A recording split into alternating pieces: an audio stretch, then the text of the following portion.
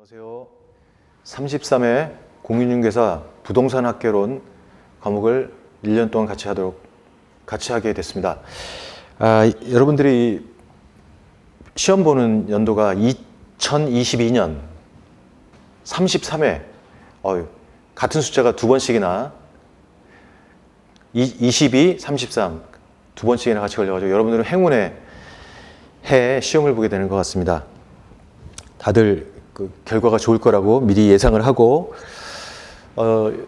이 부동산 학개론 같은 경우에는 이 전체 그 큰 틀을 먼저 보시고 나서 기출 문제를 통해 가지고 먼저 큰 틀을 보시고 난 다음에 그런 다음에 이 문제들을 여러분들이 필요로 한 부분들을 어떻게 추려 가지고 공부하느냐 하는 것이 좀 필요한데, 그래서 이제 먼저 기출 문제들 출제 경향이 어떻게 되는지를 먼저 보시고 그다음 부동산 학개론 전반에 대해서 여러분들한테 설명을 드린 다음에 그 다음에 시작을 하도록 하겠습니다. 그래서 대략 한 1시간 내지는 뭐 그보다 조금 좀 덜 되는 시간이 될 텐데, 이 부분이 오히려 더 여러분들이 공부하는 데는 중요할 수 있고, 먼저 말씀을 드린다면 제가 여러분들에게 그 강의를 하는 내용은 제가 여러분들과 같이 공부한다라는 그런 생각을 가지고 여러분들과 강의를 할 겁니다. 그러니까 이 강의 내용과 비슷한 방식으로 공부를 하면 다 알 수 있다 이렇게 생각을 하셔도 무방할 겁니다. 그리고 이 내용이 전체적으로 보면 좀 다양해요.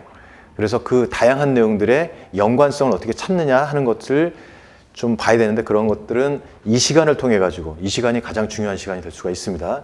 그래서 출제 경향을 한 10년치를 분석을 해 봤는데 이 내용들을 한번 보시죠. 우선 부동산학은 총론, 강론, 감정평가론 이렇게 크게 세 파트로 나눌 수가 있어요. 그런데 그 중에서 총론 파트는 부동산의 기본 개념, 부동산의 특성이라고 돼 있지만 이게 사실은 양이 많지가 않아 가지고 한 덩어리로 보셔도 됩니다. 그다음에 강론에서는 6파트로 돼 있어요.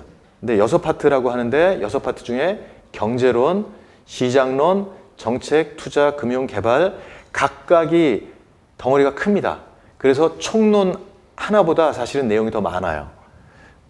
그리고 감정평가론은 3파트로 나눠져 있긴 하지만 사실 부동산 가격 공시제도를 제외하고 이 두 파트가 실제 감정평가에 관련된 내용이고, 가격 공시제도는 감정평가를 위한 전제 조건으로 공시에 관한 법률이 있습니다. 그 내용을 다루고 있는 겁니다. 그래서 전체적으로 보면 이 각 6파트, 한 파트에서 8파트인데, 그러니까 각 파트마다 5문제씩 출제가 되는 게 골고루 출제가 되는 거예요. 그런데 그 중에 총론 파트는 대략 보면 한 3문제 정도가 출제됩니다. 그리고 경제론에서 대여섯 문제, 시장론에서 한 대여섯 문제, 너댓 문제, 그 다음에 정책론에서 한 5문제에서 6문제, 5문제 정도 보통 나온다고 봐도 될 거예요. 그 다음에 투자론에서 6문제, 올해 21년에는 6문제가 나왔는데, 대체적으로 보면 이쪽 보면 7문제, 6문제, 6문제, 7문제, 심지어는 8문제까지도 출제가 됐죠. 그리고 7문제, 7문제. 그러니까 투자론의 출제 비중이 상당히 높다 하는 걸 염두에 두시고 나중에 보세요. 그다음에 금융론 같은 경우에는 대체적으로 한 5문제 정도, 들쭉날쭉하지만 대체적으로 5문제. 개발론하고 관리론을 합한 겁니다. 여기에 마케팅도 들어가고 해가지고 대략 5문제 정도 출제가 되고요. 그 다음에 감정평가가 있는데 여기에 기초이론이라고 하는 내용들이 초기에는 출제가 많이 됐었어요. 그러다가 요 근래 문제가 조금씩 어려워지면서 출제 비중이 낮아지고 있고, 오히려 감정평가 3방식에 관련된, 계산과 관련된 내용들이 많이 출제가 되고 있어요. 그리고 이 가격공시제도는 꾸준히 나오고 있어요. 그리고 이 제도가, 이 가격공시제도는 여기서만 나오는 게 아니라 다른 파트, 다른 과목에서도 나오니까 좀 잘 알아두시면 되겠습니다. 그리고 이런 출제 경향을 전체적으로 보면은 이 중에서 어려운 파트가 있고 쉬운 파트가 있어요. 어려운 파트라고 얘기할 수 있는 게 경제론, 뭐 시장론도 조금 어려울 수 있는데 뭐 경제론이 좀 어렵고, 그 다음에 정책론은 뭐 그냥 무난할 수 있어요. 그런데 오히려 투자론이 어렵습니다. 그 다음에 금융론이 좀 어려울 수 있어요. 그 다음에 감정평가론, 요 세 파트가 주로 어려워요. 왜 그러냐면 이게 계산 문제가 많이 나오는데 계산 문제 중에 어려운 문제가 많이 나옵니다. 전체적으로 봐서 여기에는 써 있지는 않지만 전체적으로 봐서 계산 문제가 한 10문제 이내로 나옵니다. 그러니까 40문제 중에서 10문제면 한 25%를 차지하는데 적지 않은 비중이에요. 그래서 이 10문제를 가지고 뭐 목숨을 걸고 할 필요는 없지만 아주 쉽게 나오는 계산 문제가 있어요. 좀 이따 설명을 드리겠는데 그런 문제들은 반드시 맞춰야 되기 때문에 그래서 요 경제론, 투자론, 감정평가론 요거는 그 계산 문제를 위한 기본 이해를 필요로 합니다. 그러니까 기본 개념을 정확하게 이해하셔야 풀 수 있는 문제가 많고 실제로 묻는 문제들을 보면 기본 개념을 묻는 문제가 많습니다. 그래서 대체적으로 보면 이 정책론, 투자론, 금융론이 40% 정도 출제가 되는데 이건 넘어가서 볼까요? 자, 그래서 단원별로 보면 우선 총론 파트에서는 3문제인데 그 중에서 부동산의 개념이요. 그 다음에 분류, 그 다음에 특성. 뭐 이런 것들이 거의 매년 출제가 돼요. 그래서 특히 이제 분류, 특성 이런 것들이 잘 출제가 되고 이게 출제가 되는 이유가 있는데 그 출제되는 이유는 본 수업 시간에 말씀을 드리겠습니다. 근데 이 두 문제는 거의 고정돼서 출제가 되다시피 하니까 이 부분은 반드시 아셔야 돼요. 그 다음에 쉬운 부분이고 그렇기 때문에 기본 개념을 정확하게 이해하면 충분히 맞출 수 있습니다. 그런데 이 3문제 중에 한 문제가 가끔 공법과 관련된 내용이 출제가 되기도 합니다. 근데 그런 문제는 정말 어렵게 내면 그런 문제도 나오니까 그런 건 틀려도 상관없습니다. 그렇지만 기본 개념, 부동산의 특성과 관련된 부분들 이런 것들은 정확하게 아셔야 돼요. 그 다음에 부동산 경제와 시장론에서는 이게 어려운 파트인데 사실 제가 이걸 아주 쉽게 설명드릴 터이니까 다른 건 다 괜찮아요. 그런데 이게 계산 문제가 좀 어렵게 출제가 돼요. 그래서 이 계산 문제 중에는 제가 분석을 해보면 미분 문제도 출제가 됩니다. 심지어는 여러분들 수학 놓은 지 꽤 오래되셨잖아요. 그런데 미분 문제까지 출제가 된다고 한다면 이 문제가 미분 문제인지도 모르고 풀어요. 그런 문제는 틀리셔도 되는 거예요. 그러니까 그렇게 이 문제가 부동산 경제나 시장론에 관련된 부분은 아주 어렵게 출제되면 아주 어렵게 출제가 될 수 있지만 그런 부분들은 버리시라. 다만 기본 개념을 묻는 계산 문제는 반드시 푸셔야 된다. 그렇게 보시고 공부를 하셔야 됩니다. 그 비중도 높아요. 40문제 중에서 10문제면 25%입니다. 상당히 비중이 높은 파트이고 그 다음에 정책, 투자, 금융론은 출제 비중이 거의 40%에 달하는데 이게 좀 어려워요. 특히 아까 말씀드렸다시피 투자론, 금융론 이 부분이 좀 어려울 수 있어요. 그런데 기본 개념을 중심으로 공부하면 돼요. 이거 어렵다고 해가지고 막 어려운 만큼 어깨에 힘이 들어가서 아주 심하게 공부하실 필요 없고 기본 개념을 정확하게 아시고 이게 어디에 쓰이는지 그런 걸 아시면 됩니다. 그래서 여기서는 계산 문제가 많이 출제가 되는데 그 계산 문제에 필요한 공식들이 무엇을 위해서 쓰이는지 그런 것을 아시면 됩니다. 그 다음에 개발, 관리, 마케팅 쪽이 있어요. 여기 뭐 5문제라고, 너댓 문제라고 돼 있지만 사실은 더 나오기도 합니다. 이거 왔다 갔다 해요. 그리고 똑같은 문제라도 정책으로 분류가 될 수도 있고 개발에 분류가 될 수도 있고 하기 때문에 뭐 진폭은 있는데 여기서는 기본 개념만 알면 해결할 수 있는 문제들이에요. 그러니까 이거는 제가 설명드리는 내용만 보시고 나머지는 다 버리셔도 상관없습니다. 감정평가로는 이 출제 비중이 계속 높아지고 있어요. 그래서 여기서는 다소 어려운 파트이기도 해요. 왜냐하면 이게 우리 눈에 보이는 부분이 아니라 그리고 계산이 필요로 한 부분이라 이게 좀 어려운 파트예요. 그렇지만 여기서도 마찬가지로 너무 어려운 건 하려고 하지 마시고 기본 개념 위주로 정확하게 이해하시면 되고 그 다음에 이게 단원별로 이렇게 돼 있지만 전체적으로 보면은 전체적인 난이도를 보면 대략 여러분들이 한 1년 동안 저와 같이 공부를 하면서 현장에서 시험 문제를 받아보시면 아마 한 15에서 20문제 그 정도는 거의 문제를 읽는 순간 답이 저요 하고 손을 들 정도로 그렇게 쉬운 문제들이 출제가 됩니다.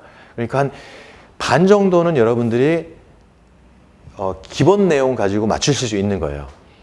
그 한 10초 내지는 뭐 길어야 30초 이 정도로 해결할 수 있는 문제가 한 20문제 정도는 된다. 그렇게 생각을 하셔야 돼요.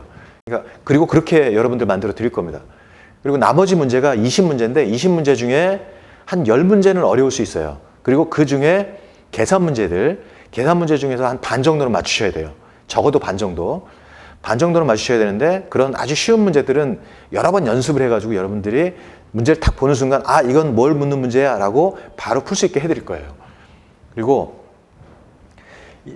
주의하실 것, 여기서 어려운 게 경제, 투자, 감정평가론 이 부분이 어렵다고 말씀드렸는데 어렵다고 해서 어려운 파트는 버리라고 했으니까 나 이 파트 버려야지 그러지 마시고 경제 파트 중에서 어려운 파트라 하더라도 문제는 쉽게 나오는 경우가 많습니다. 그러니까 한꺼번에 몰아서 나오면 특히 뭐 7문제, 8문제 한꺼번에 몰아서 나오기도 하는데 그럴 경우에는 쉽게 나와요.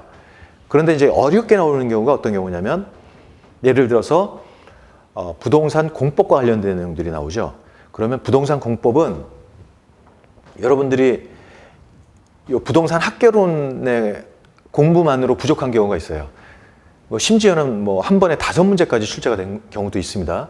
근데 그런 경우는 어떻습니까? 기본적으로 맞출 수 있는 거 맞추고 나머지는 버리시는 거예요. 그것 때문에 또 다시 뭐 공법에 가가지고 이 학개론 공부하면서 공법 가가지고 다시 딸딸딸딸하고 그러실 필요 없어요. 그러시지 마시고 아까 말씀드린 그 기본적인 문제 20문제에다가 플러스 10문제, 10문제 그 정도 맞추시는 걸로 전략을 수립을 하셔야 돼요. 그래서 이 수험 전략과 관련해서 말씀을 드리자면 이 공부하는 방법하고 관련되는데 우선 연구하려고 하지 마세요. 그러니까 이 내용이 여러분들이 충분히 이해가 가능한 내용들이에요. 그러다 보면은 이걸 좀 더 알아야 되겠다라고 생각하시고 막 열심히 공부하시는데 열심히 공부하시는 건 좋은데 다른 과목에 지장이 갑니다. 예를 들어 부동산 공법이라든지 부동산 공시법 같은 경우 어렵잖아요. 그런 과목에 영향이 갈 정도로 이것에 매몰되지 마시라는 거예요. 그러니까 쉬운 문제만 풀어도 합격에 지장이 없습니다. 아까 말씀드렸다시피 기본 점수 기본으로 20문제 맞으실 수 있고 거기에 10문제 가지고 푸느냐 마느냐예요. 그러니까 10문제 더 풀 수 있게 전 도와드리는 거예요. 그리고 이 공부를 안 해도요. 이 학개론의 특성상 상식 수준에서 맞추실 수 있는 게 한 20%는 됩니다. 그러니까 상식 수준으로 20%는 깔고 가기 때문에 너무 이걸 가지고 막 그 어려운 거 가지고 막 머리 끙끙 싸지 마시고 어려운 거 꼭 알고 싶다면 질문을 하시고 아니면 와 이것까지 알아도 돼? 제가 뭐 버리라고 하는 부분이 있을 거예요. 그런 건 버리셔도 상관없습니다. 그래야 그 시험 공부할 수 있는 양이 줄어들어요. 왜냐하면 지금 여러분들 가지고 있는 교재에 보면 한 대략 한 200여 페이지가 되는데 200여 페이지 중에 기출문제하고 기출 지문들 그런 것들을 빼고 나면 한 실제 내용은 한 100페이지여가 될 거예요. 그런데 사실은 그것도 많아요. 훨씬 더 양을 줄이셔야 돼요. 아니 그러면 이거 가지고 공부해가지고 내가 시험을 볼 수 있느냐라고 생각을 하시겠지만 사실 올해 출제된 그 32회 출제 내용들을 보면 이 책에 없는 내용이 한 문제, 2문제 정도? 내지는 2문제, 3문제 정도? 이 정도에 불과합니다. 그러면 90점 넘잖아요. 이 책으로도 90점을 맞을 수 있는 거예요. 그런데 실제 포괄하고 있는 내용은 한 80% 정도 될 겁니다. 여러분들 80% 정도면 충분합니다. 여러분들 1차 과목에서 민법과 부동산 학개론이 2과목을 시험을 보잖아요. 그런데 평균이 60점이 넘어야 되죠. 그러니까 민법이 40점을 맞더라도 부동산 학개론 80점 맞으시면 되는 거예요. 그러면 만점이 부동산 학개론의 만점은 몇 점이에요? 80점인 거예요. 그러니까 80점을 마지노선으로 잡으시고 공부하셔도 아무 상관없습니다. 1차 과목에서 성적 좋다고 해가지고 여러분들에게 자격증 2개 주고 그러지 않습니다. 그러니까 거기에 맞춰서 공부하시고 그 다음에 기출문제 위주로 학습을 하셔야 돼요. 그래서 제가 이 기본 강의를 할 때는 기출문제 최근 3개년치를 보여드릴 거예요. 이거를 다 푸느냐? 다 풀 필요 없어요. 지금은 문제 못 푸셔도 상관없어요. 문제 푸시러 가실 때 그때 문제풀이 과정에 들어갔을 때 그때 푸셔도 상관없고 지금은 여러분들이 배운 내용이 어떤 식으로 문제화되는지 그래서 그 중요한 쟁점을 찾아내는 것만 연습하시면 돼요. 그러니까 문제를 풀이하지 않으셔도 되고 쟁점만 찾아내시는 연습만 하시면 된다는 거예요. 그러니까 그리고 3년치 가지고 이거 3년치 공부하면 나 시험 볼 수 있다라고 생각하시면 안 돼요. 왜냐하면 그 3년치는 전체로 포괄하는 내용들이 좀 상대적으로 빈약합니다. 그래서 뭐 좀 더 해야 되고 그렇지만 쟁점 연습으로는 좋다. 그런 겁니다. 그 다음에 쉬운 부분부터 정확히 이해한 후에 암기하셔야 돼요. 그러니까 여러분들 그 문제를 기출 문제를 보시면 대부분이 기본 개념입니다. 이 기본 개념을 알고 있느냐를 물어요. 그리고 그렇기 때문에 여러분들이 기본 개념을 정확하게 아시면 그리고 이거는 이해를 하셔야 돼요. 이 기본 개념이 왜 나왔는지를 이해를 하셔야 돼요. 그래야 암기가 쉬워집니다. 암기하시는데 이것도 뭐 문장으로 외우지 마시고 키워드 한두 개만 딱 기억을 하시는 거예요. 그러니까 나중에 남는 거는 그 키워드만 딱 떠오르면 그 내용이 이게 무엇을 묻는 거다 바로 할 수 있어요. 그러면 문제 푸는 속도가 훨씬 빨라집니다. 문장 하나하나 안 읽어도 바로 보여요. 그 다음에 암기는 이해에 기반한 것이어서 그래야 문제풀이가 용이해지는 것이고 여러분들이 요 2번과 3번은 같은 내용입니다. 중요한 쟁점, 기출문제에서 묻는 쟁점이 뭔지를 알아야 되는데 그것은 이해가 돼야 되고요. 이 이해가 되면 자연스럽게 암기가 쉬워져요. 그 다음에 네 번째, 문제 풀 때 여러분들이 연습용으로 푸는 거잖아요. 지금은 연습용이기 때문에 시간이 계산 문제 같은 경우에도 10분이 걸려도 좋고 20분이 걸려도 좋아요. 다만 문제의 의도만 정확하게 파악하시면 돼요. 그래서 문제 푸실 때 출제자가 무엇을 묻기 위해서 만들었는지 출제자의 의도를 파악하셔야 돼요. 그래서 출제자의 의도라는 것은 결국 쟁점인데 어떤 쟁점을 묻는지를 이 문제를 볼 때 이거 뭘 묻는 거구나 라는 게 바로 보이시면 정답을 고를 확률이 반 이상이 됩니다. 왜냐하면 지문 중에는 정답과 관련 없는 지문이 한 반 정도는 돼요.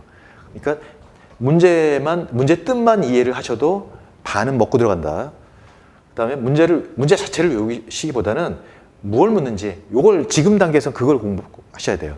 그게 익숙해지시면 문제풀이가 수월해집니다. 그렇지 않으면 여러분들이 푼 문제를 또 풀어도 다음에 풀 때는 또 똑같이 몰라요. 그 다음에 마지막으로 계산 문제는 가장 마지막에 푸시는 거예요. 왜 그러냐면 계산 문제는 시간이 많이 걸려요. 여러분들 다 푸실 수 있어요. 여러분들이 상식적인 여러분들의 능력 정도라면 충분히 푸실 수 있는데 매년 10문제 가까이 출제가 되는데 어떤 문제는 쉬운 문제는 눈으로도 풀 수가 있어요. 그런데 여러분들 문제를 딱 보고 그 문제가 눈으로 풀 수 있는 문제인지 아니면은 이게 여러 번 풀어야 오래 한 3, 4분은 풀어야 풀리는 문제인지 그걸 알 수가 없어요. 그러니까 근데 이제 이 쉬운 문제랍시고 이제 덤벼들었는데 뭐 3분, 4분 지나요. 그러면 마음이 조급해집니다. 그러면 아는 문제도 안 풀려요.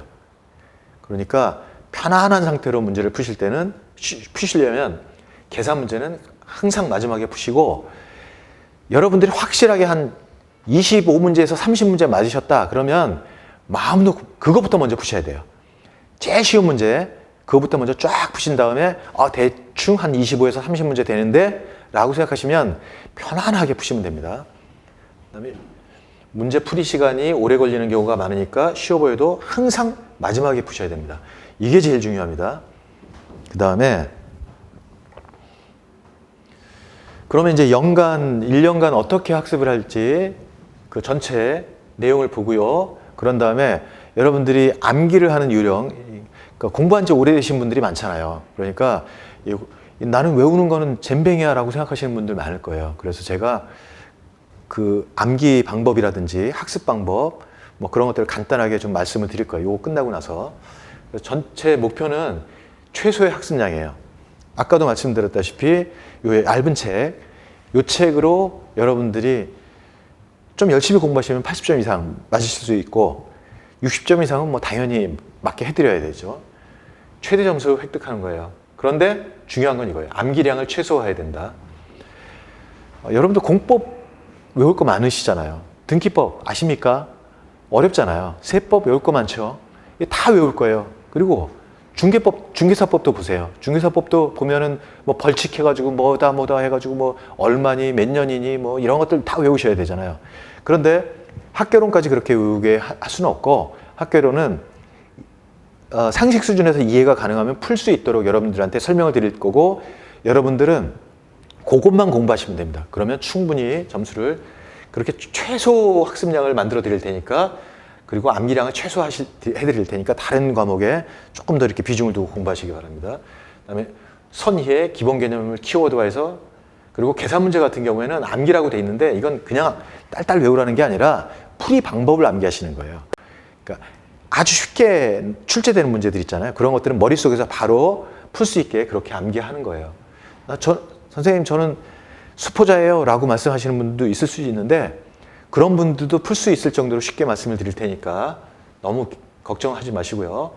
그 다음에 초보자의 학습 과정과 동일한 방식으로 강의를 할 겁니다. 그러니까 저도 여러분들과 똑같이 아무것도 모르고, 그리고 처음 본다고 생각하고서 제가 만약에 초보자라면 어떻게 공부할지 그런 생각을 가지고 학습하듯이 여러분들한테 설명해 드릴 테니까 제가 말씀드린 대로 여러분들도 복습을 하시면 됩니다.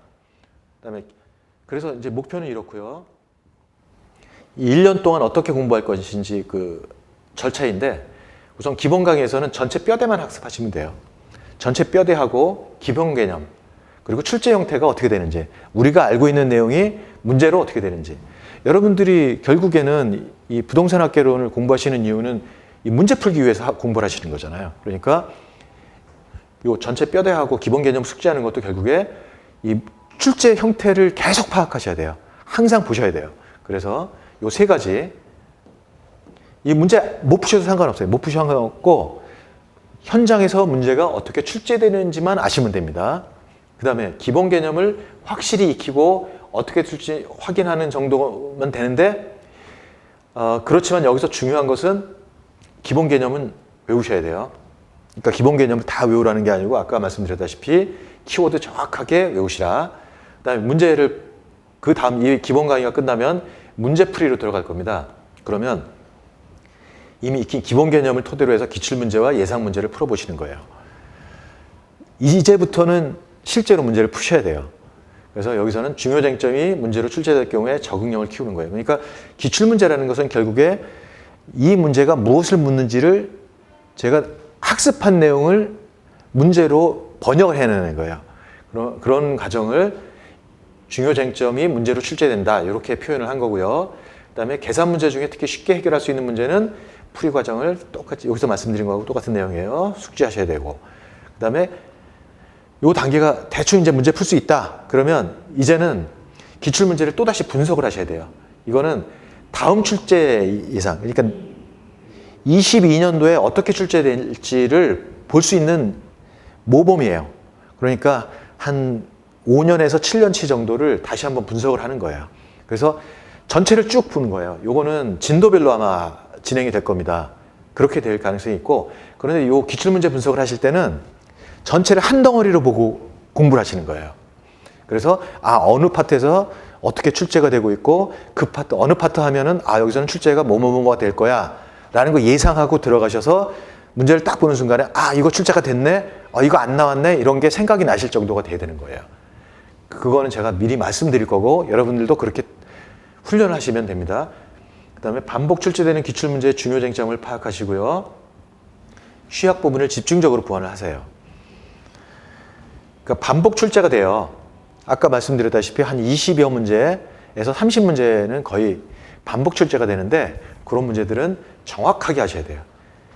문제 또 나왔다라는 게, 그런 문제가 많이 보여야 여러분들의 실력이 향상된 겁니다. 그 다음에 주요 쟁점 집중 학습을 하셔야 돼요. 그래서 이렇게 공부를 하다 보면 주요 쟁점 중에서 제가 잘 모르는 부분이 있어요. 분명히 아는데 문제만 보면 이게 뭘 묻는 건지 잘 이해가 안 되는 부분이 있어요. 그런 부분들을 집중적으로 반복 출제가 되는 문제를 신속히 풀 수 있도록, 신속히가 중요한 거예요. 왜? 50분 동안 40문제 푸셔야 되니까. 50분이라고 하지만요, 한 마킹하는데 한 5분 정도 여유를 주셔야 마음이 편하죠. 그러니까 실수할 수도 있으니까 5분 정도 여유를 주면 실제로 45분이에요. 그중에서 계산 문제에서 이래저래 시간을 소모하면 한 문제당 1분 이내에 푸셔야 돼요. 1분도 좀 많죠. 어지간한 쉬운 문제는 30초 이내에 전부 다 푸셔야 돼요. 그래서 시간을 절약을 해서 계산 문제에 집중을 하셔야 돼요. 그리고 이렇게 하시면은 대충 1년간에 학습할 내용이 어떻게 될지를 좀 말씀드린 거고, 이대로 하면은 아마 60점 넘는 거는 그렇게 어렵지 않으실 거예요. 그런데 제가 말씀드리려고 하는 건 이제 여러분들이 이제 공부를 하신 지가 좀 됐으니까 그러면 이걸 다 외워야 되는 거 아니냐 이렇게 생각하실 수가 있어요. 그래서 제가 외우는 방법을 좀 쉬운 방법을 좀 말씀드리려고 해요. 그리고 학습 방법과 관련해 가지고 조금 더 효율적인 공부 방법이 있지 않느냐 이런 걸 좀 제가 말씀드리려고 하고 제 강의도 그렇게 할 것이지만 제가 아주 실증적인 예를 하나 말씀드리려고 해요. 그 중에 하나는 제 경험이고 하나는 제 아들의 경험인데 그걸 말씀을 드릴게요. 우선 첫 번째, 제가 고등학교 과정이나 중고등학교 과정이나 대학 과정에서 저는 영어 단어를 따로 그 조그마한 메모장에 해가지고 외우고 다니고 그러지를 않았어요. 보통들 그렇게들 많이 하죠. 근데 암기장을 이렇게 보니까 단어장을 보면 이게 외워지질 않는 거예요. 그래서 저는 어떻게 했냐면 저는 뭐 참고서보다는 주로 교과서를 많이 봤는데 교과서에 모르는 단어가 있으면 무조건 사전을 찾아가지고 단어 쓰고 반을 잘라가지고 반쪽에는 단어 쓰고 한쪽에는 뜻을 쓰고 이렇게 했어요. 근데 이렇게 써놓고 보다 보니까 이게 외워지지가 않는 거예요. 그래서 생각한 게 이게 내가 머리가 나쁜가 보다 이렇게 생각을 하다가 가만히 생각해 보니까 이런 생각이 들더라고요. 여러분들이 중고등학교 다닐 때 같은 반 학생이 몇십 명이 되는데 그 이름을 외우려고 하지 않으셨잖아요. 그런데 자동적으로 외워지시잖아요. 그 왜 그런지 한번 생각해 보세요. 한 달 내지 두 달 되면은 그 얼굴하고 이름하고 그 친구의 어떤 특성이라든지 그런 것들이 다 매칭이 되죠.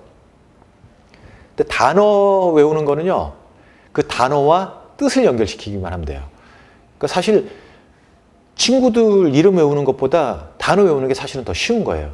그런데 왜 안 외워지지? 가만히 생각해 보니까 중고등학교 과정에서는 매 시간 출석을 부르지. 그 출석을 부르면서 그 학생 이름도 얼굴도 보기도 하고 대답하는 것도 듣기도 하고 한단 말이에요. 그러니까 그걸 굳이 외우려고 하지 않더라도 하루에 뭐 몇 번씩 이렇게 듣고 그러다 보면 외워지네? 이런 생각에 미친 거예요. 그래서 제가 어떻게 외웠냐면 그거를 쭉 보는 거예요. 쭉 읽어요.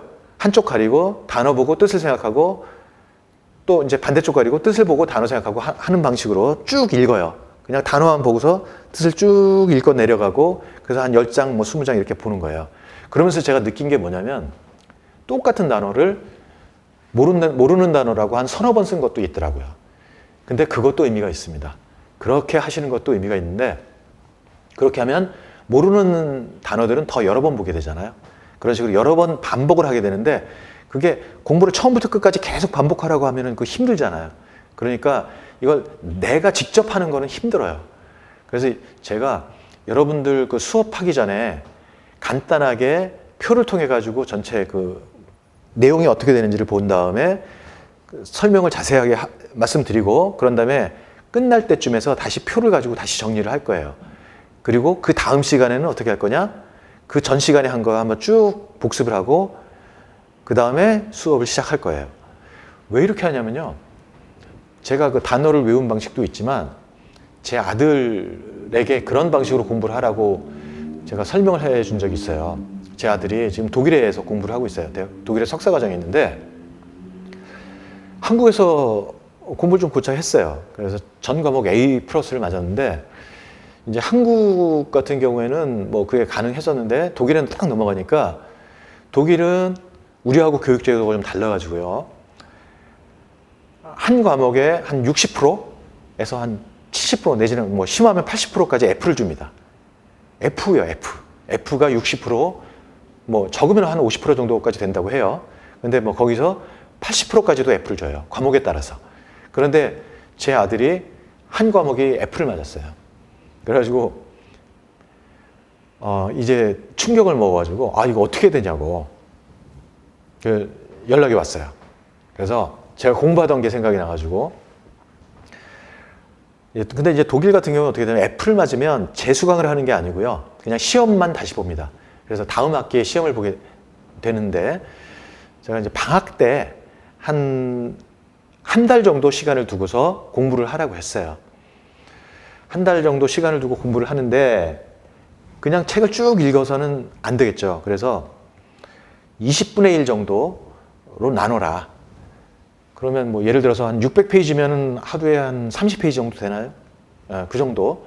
600페이지면 하루에 30페이지 정도를 읽고 그러면 한 두세 시간이면 읽겠죠.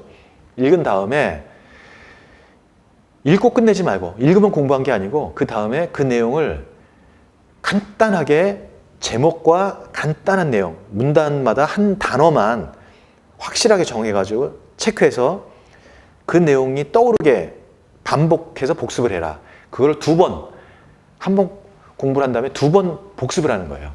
그런 다음에 그 다음날 공부를 시작하기 전에 한 10분 정도 전날 공부한 내용을 복습을 하는 거예요.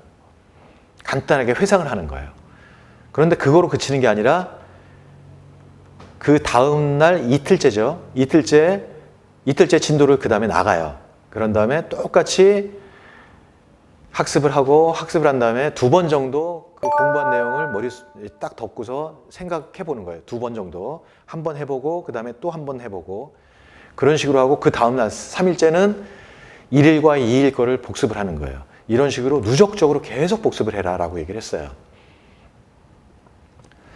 제 아들이 당시에 F학점을 몇 퍼센트에 해당해서 F학점을 맞았는지 모르겠어요. 그러니까 독일 같은 경우에 절대평가거든요. 절대평가인데 몇 프로에 해당하는지는 모르겠어요.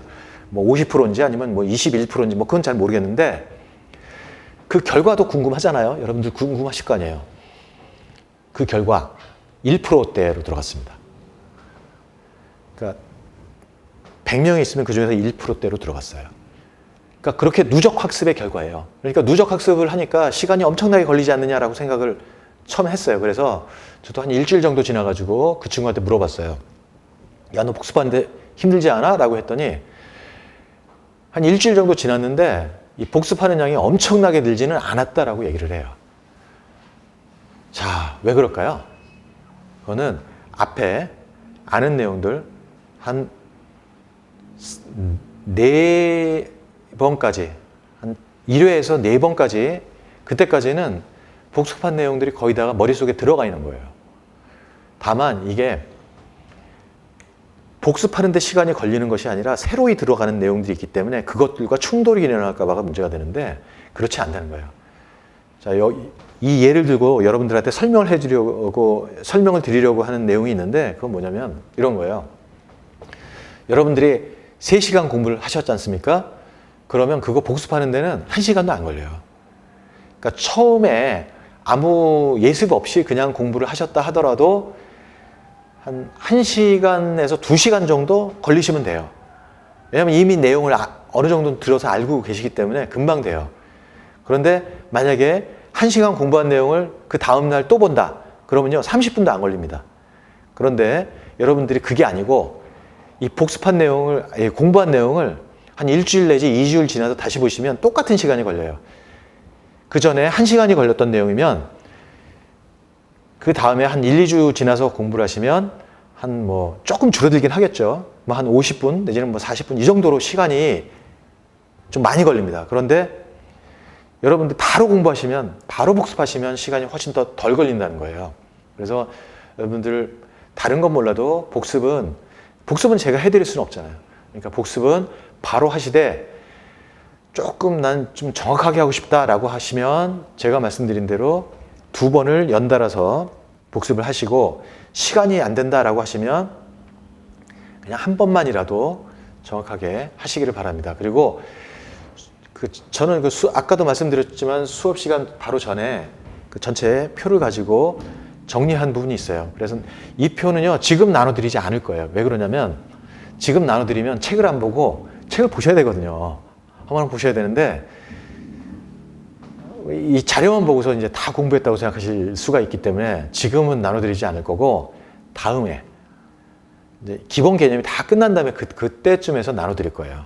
그러면 그때는 이미 공부가 됐고 이 표를 통해 가지고 여러 번 반복 학습을 했기 때문에 그 표만 봐도 내용이 다 떠오르실 겁니다. 그러니까 그때쯤에 활용을 하시고 지금은 수업을 통해서 계속 요 반복적으로 공부를 하시기 바랍니다. 그러니까 한 이 정도면은 여러분들이 뭐 1년 동안 공부하시는 데는 이런 방식으로 이게 그 부동산 학교로뿐만 아니라 뭐 공법도 마찬가지예요. 공법도 이게 왜 그런지 무조건 외우려고 하지 마시고 왜 이런 제도가 생겼는지 그걸 먼저 생각을 하신 다음에 그런 다음에 외우시는 게 훨씬 더 기억도 오래 가고요. 그 다음에 서로 까먹었다 하더라도 현장에서 생각이 나요. 그리고 제일 중요한 건 뭐냐면 응용 문제들이 종종 나오거든요. 과거 한 5년 이전, 5년 이내의 문제들은 계속 어려워지고 있어요. 문제 수준이 점점 올라가고 있는데 그 이전의 문제와 이 이후의 문제를 비교를 해보면 묻는 문제가 요즘은 한 2번 정도 꽈서 내는 문제들도 있어요. 그런데 그전에는 바로 탁 보면은 문제의 의도를 알 수 있는 문제들이 많았었거든요. 그러니까 여러분들도 그런 응용 문제에 쉽게 적응을 하시려면 이게 왜 이런 문제가 출제가 됐지? 이런 것들을 한번 계속 생각해 보시면 나중에 지금은 별거 아닌데 나중에 시험 한두 달 남겨놓고는 공부하는데 시간이 확 줄어듭니다.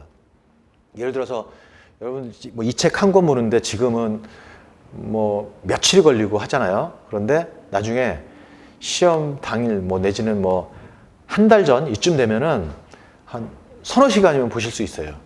그러시면 무조건 합격하는 겁니다. 시험 전날이요. 요거 한번 쑥 훑어보실 수 있고 시험 문제 대충 뭐 계산 문제도 뭐 이렇게 풀면 되겠네라는 거 정도 떠오르시면 그러면 무조건 합격입니다.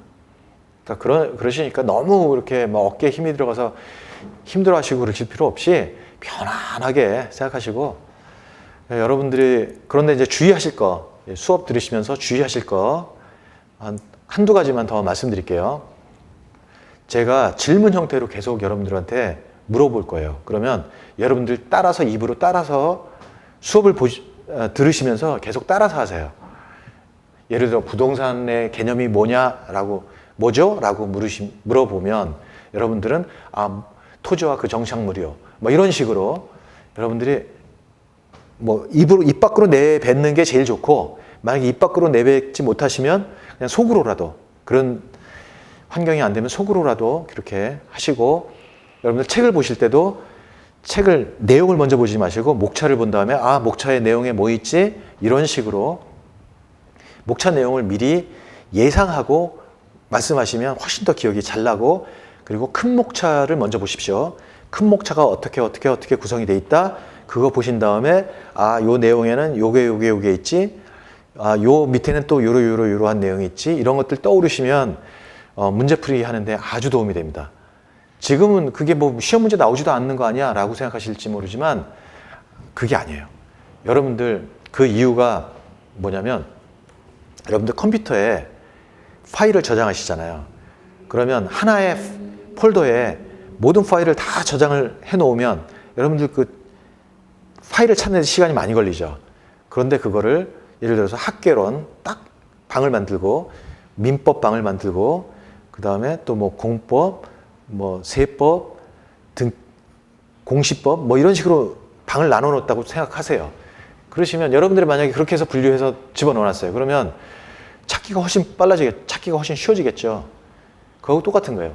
시험 현장에서는요, 여러분들이 이미 공부해서 다 알고 있는 내용이에요. 그런데 그게 바로바로 떠올라야 돼요. 그러니까 시간이 더 덜 걸려야 돼요. 시간을 가장 적게 걸리고 정답을 찾아낼 수 있는 스킬을 여러분들이 익히셔야 되는 거예요. 그러시려면 그 목차가 정확하게 분류가 돼 있어야 돼요. 그 목차 분류돼 있으면 바로바로 찾아가지고 그 방으로 찾아가서 바로 공인중개사, 학개론, 경제 뭐 이런 식으로 해서 들어가서 톡톡톡 찍고 들어가서 바로 찾으실 수 있어야 돼요.